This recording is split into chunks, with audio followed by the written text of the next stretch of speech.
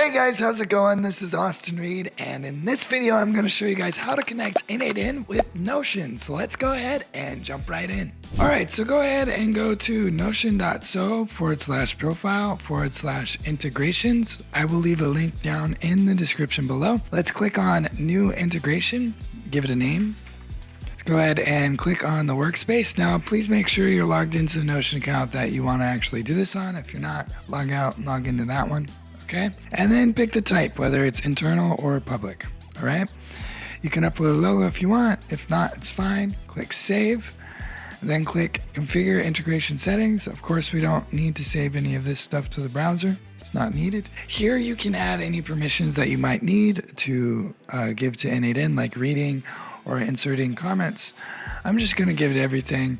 We're going to go ahead and show this key, copy it. You can also click there and click Save. Then we're going to go to N8N. We're going to go over to credentials up here at the top, add credential, go Notion API, click Continue, paste in the integration secret, and click Save. And then we're not done yet. It does say connection successful, but in order to fully use it with Notion, we actually need to go back to that page.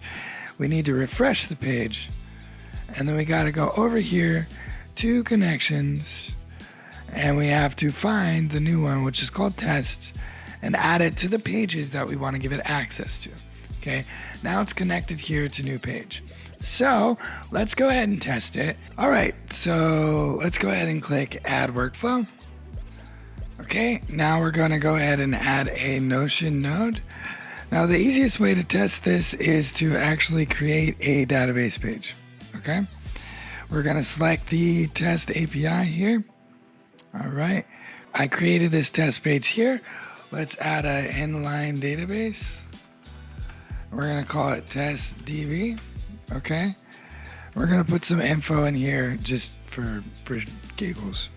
All right, now what we're going to do is we're going to click from list, and we've got now the testDB right here, and let's add this is another test, and click test step.